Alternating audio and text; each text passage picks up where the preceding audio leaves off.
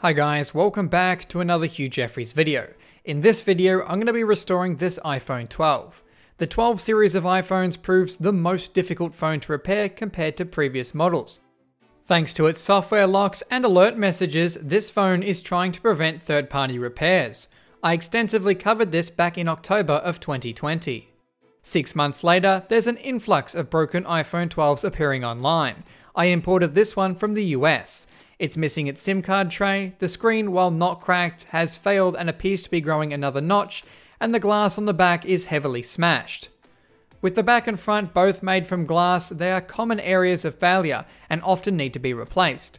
While a straightforward process with many phones, this iPhone 12 will prove more challenging. In fact, we'll need to use lasers. More on that later. In its current state, the phone will power on and the touch even works, but it is almost impossible to see what's on the display. We'll start by removing the 2 pentalobe screws at the bottom of our iPhone and placing it on a heat plate at 120 degrees for several minutes. Afterwards, the phone should be hot to the touch and we should hopefully be able to get inside. Just like my original iPhone 12 video, opening this phone proved just as challenging. After trying several tools and reheating the phone several times, I was able to create a gap to pry open the phone. This is a result of the increased water resistance over previous models. The adhesive has been strengthened. With the pick inserted, we can work it around the perimeter of the display. Upon lifting up the front display panel, we'll need to unfasten 2 brackets and disconnect several flex cables going to the front display panel and earpiece. We need to proceed with caution not to damage the front earpiece cable, as it forms part of the Face ID sensor, which is a paired and non-replaceable part of the iPhone 12. With the display removed, we get our first look inside this particular iPhone 12. Before installing the new screen, I'll need to take care of the broken back glass. With the iPhone 12, you have 2 options. To replace the frame, which requires everything to be removed, including dozens of screws and brackets, all the way down to the mesh grills in the speaker ports. The alternative way is to just remove the glass from the back, which is the way I'll be proceeding with this phone. To do that, I'll still need to remove a few more pieces. After removing the cameras, it's time for the logic board to come out. As this is a US model, there's a few extra pieces compared to the international models that I took apart a few months ago. With an additional antenna on the side of the phone, as well as an extra component between the Face ID cameras, which is the millimeter wave radar. After removing all the screws, it was time for the motherboard to come out. Well, at least I thought so. There is an extra cable attached to the bottom of the board, preventing me from removing it. It's running to the millimeter wave antenna on the side of the phone. The cable can be detached at the antenna, however the battery is in the way and needs to be removed first. But to get access to the battery removal strips, I now need to remove a portion of the charging port, which essentially means the US model of iPhone 12 is more complicated to repair than its international variant. After carefully removing the first battery removal strip, I realized to get access to the second one, I had to remove more of the charging port assembly. Out came the SIM card reader and the Taptic engine. With those out of the way, I could finally access the last pull strip, which I'll remove. I can now extract the battery without the need to remove the remaining pull tabs.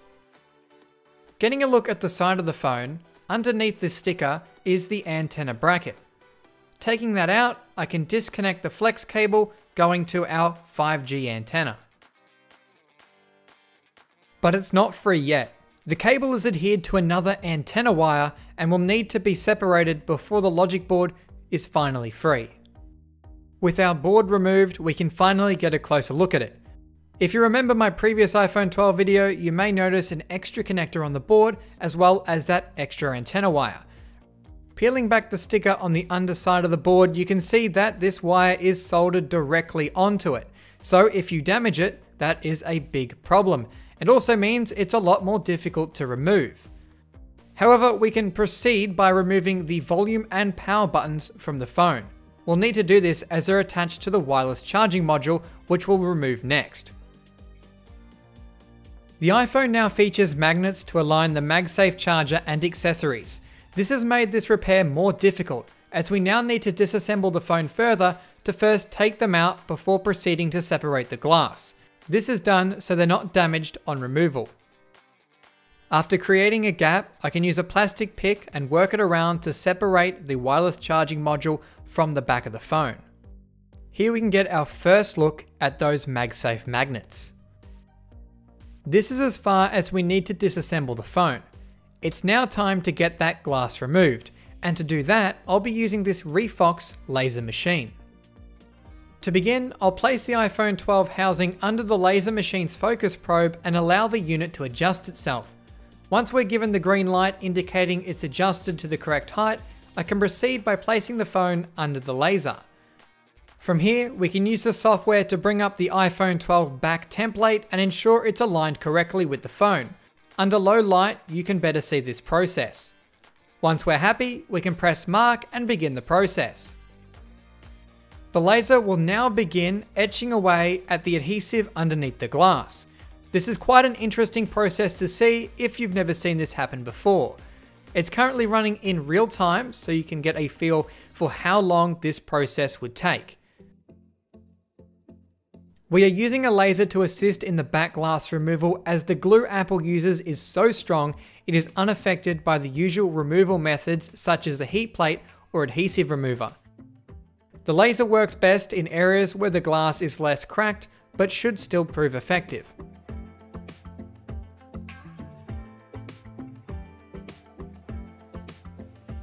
The laser avoids areas which could be damaged like the antennas and cameras. However, I modified the template to run over the center of the phone, as we have removed the wireless charging module, and can use the laser to break down the adhesive holding the magnets in place. After passing under the laser for 3 times, our iPhone is now looking semi-transparent and is in a frosted red color. I did attach the display to see how much dust would collect inside, and you can see this is definitely a process you don't want to do without first disassembling the phone. Failure to do so would result in all this dust being stuck inside the phone. Thanks to the laser, we can now remove this MagSafe magnet array. We'll need to reuse this and glue it back into place after installing the new back glass. While we're at it, I'll remove the Face ID module and detach the rear-facing microphone. This needs to be done so we don't damage it whilst removing the glass. It's now time to clamp the phone down and begin removing all that broken glass. Without the laser, this process is incredibly difficult. Although some people succeed, it often damages and dints the frame quite a lot.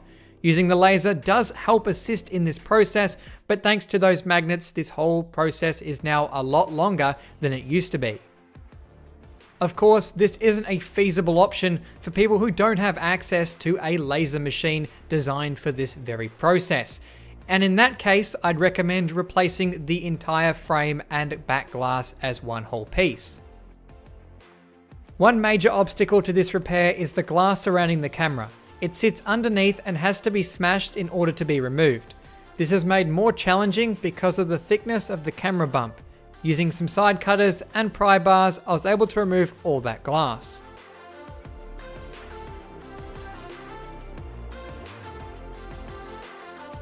After the remaining shards have been removed, we can see the mess left behind. Some argue the strong glue is used to provide water resistance. However, other phones such as Samsung and OnePlus offer the same water resistance on their phones, and their back panels can be removed in under 5 minutes with a bit of heat, a suction cup, and a plastic pick. One possible reason for such glue on the iPhone would be to provide extra strength to the frame. With all of the glass removed, we'll need to run it through the laser a couple more times to remove the remaining adhesive left behind. The adhesive is still way too tough to remove with a scraping tool, but you can see the laser eat away at it to a point where it's flaking away in some areas. It's finally time to remove that glue so we can start reassembling the phone. Before applying any glue, it's important to test fit the back to ensure there's nothing preventing it from sitting flush with the frame. In my case, one of the camera rings has dropped down. To keep it in place, I'll use some liquid adhesive to achieve this. Before gluing in place the glass, I will attach the microphone mesh piece into place. Finally, after all that hard effort, it's now time to glue on our new red back panel. I will apply the glue in a similar manner to the original in order to ensure the glass panel is secured correctly. Pressing it down into place, I'll leave it underneath something heavy like a whole box full of phones for about half an hour. Whilst I'm waiting, I'm going to remove the last magnet from the glass we removed earlier. This is used as an alignment magnet for some of the MagSafe accessories. Using some liquid adhesive, I will put them back inside the frame. Speaking of magnets, it's time to install the remaining ones. I'll apply some more adhesive and press them down into place. It's important to orientate them in the correct direction, as shown here. One interesting thing I noticed is an extra outer wire on the wireless charging module. I'm not sure what it's used for, but it may have something to do with Apple's new MagSafe charger. Next, I'll need to secure in the volume and power button back into the frame.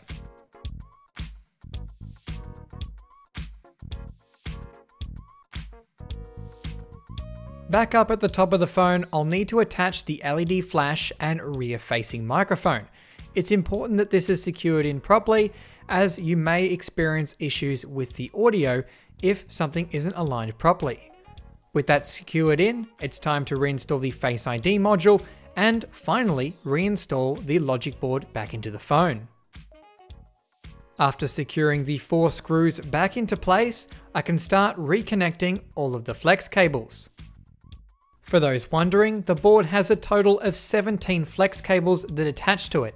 That's a lot of cables for such a tiny phone.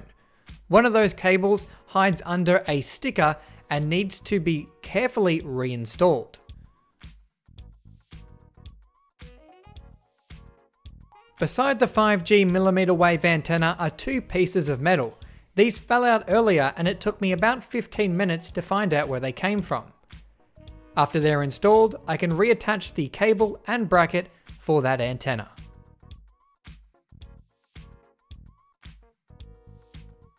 It's now time to turn our attention down to the lower portion of the phone, where I'll start reassembling all of the charging port assembly and SIM card reader that we removed earlier to be able to access the battery.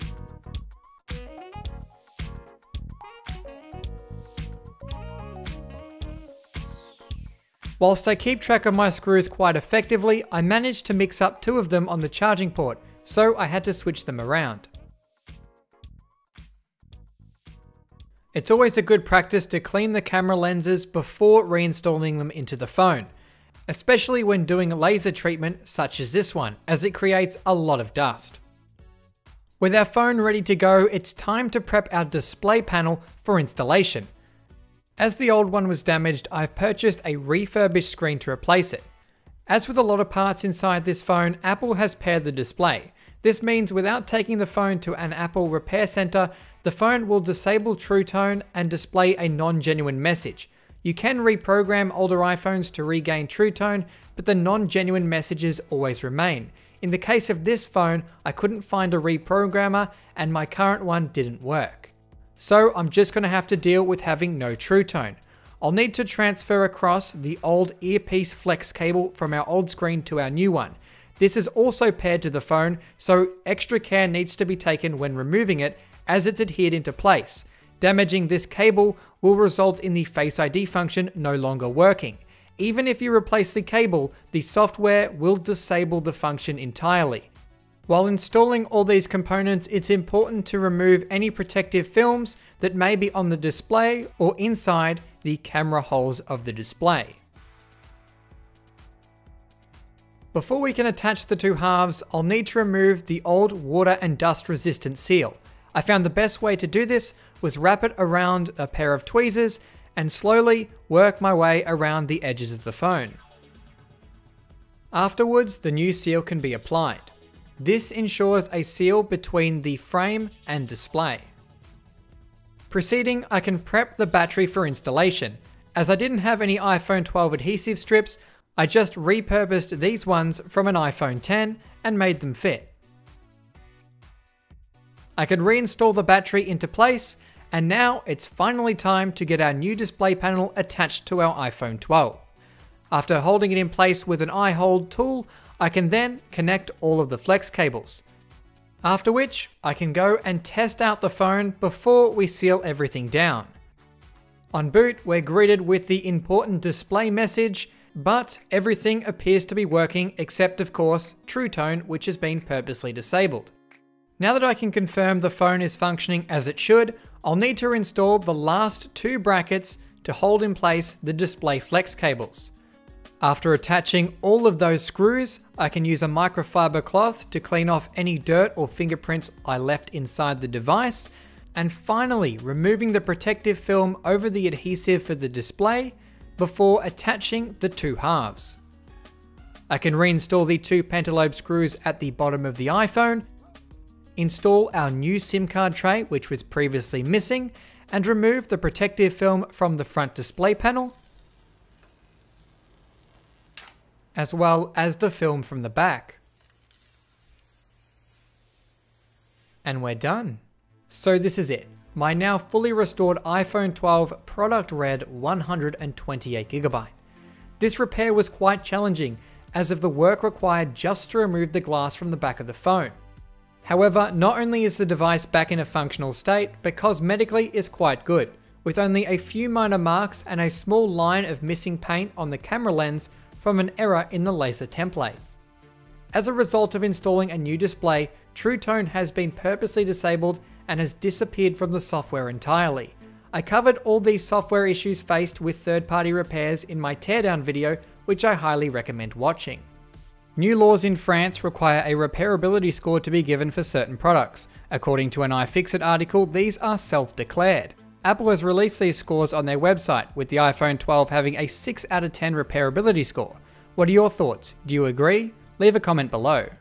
And on that note, this has been a Hugh Jeffries video. If you like what you saw, hit that subscribe button and consider checking out the phone restoration playlist for more videos just like this one. And if you're looking for any used devices, be sure to check out my online store, link for which is down in the description. That's all for this video, and I'll catch you guys next time.